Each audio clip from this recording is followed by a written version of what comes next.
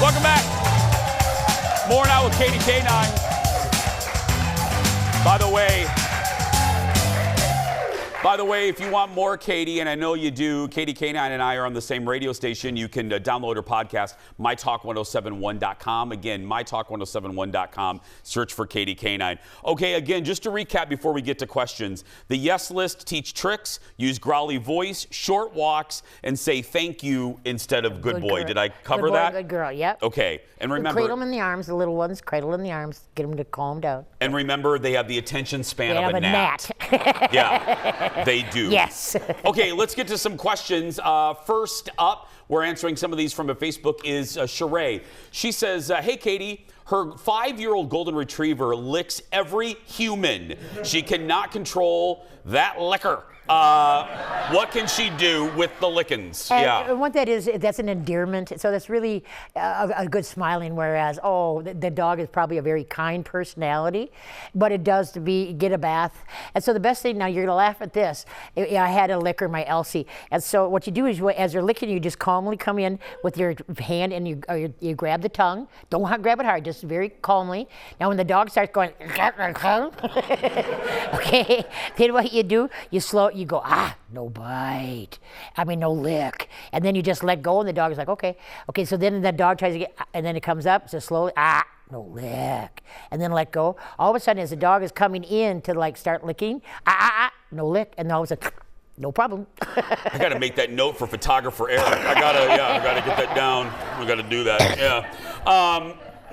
Because Mr. Big is a licker. Mm-hmm. So can you really teach an old dog new tricks? Any age. If you lost Colin, grab that tongue right now. Yeah. Okay, next is Darla. She says her mini dachshund is 1.5 years old. He just started dumping his food on the floor to eat it off the floor. Why is he doing this, and does she need to do something different? Okay, people don't realize this. Bulls make noises.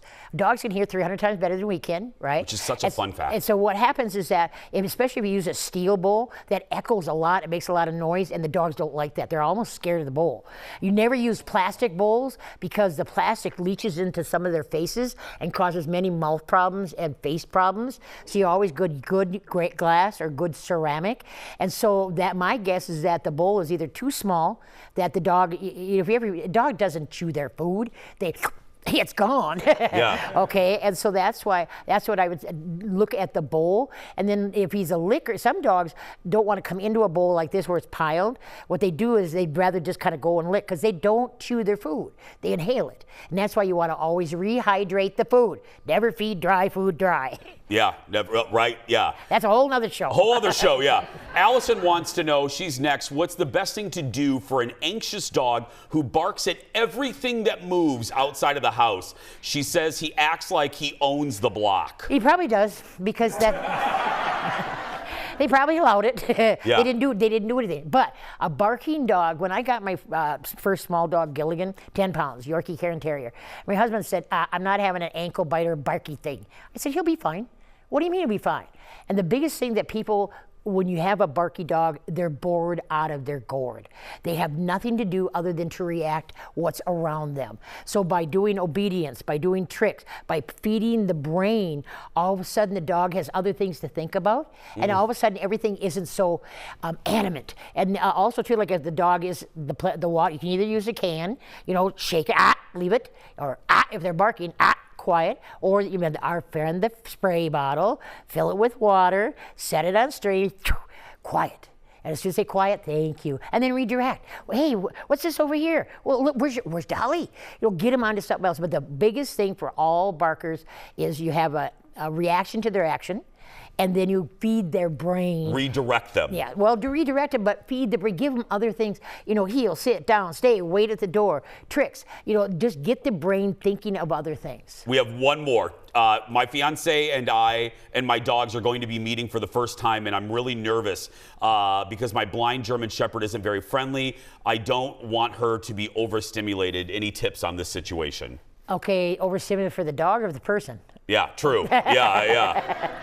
Okay, when you got a dog situation like that, always put the dog on a leash so that you got control of the situation.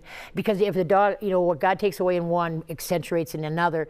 So if he's blind, 10 to 1, the smell is huge, so they can smell that. And just like how smell triggers things, memories in our life, that all of a sudden floods. And that's why some dogs, you may think they don't like a certain person, but usually like most, there's a smell on them. That dog, for some reason, sets them back.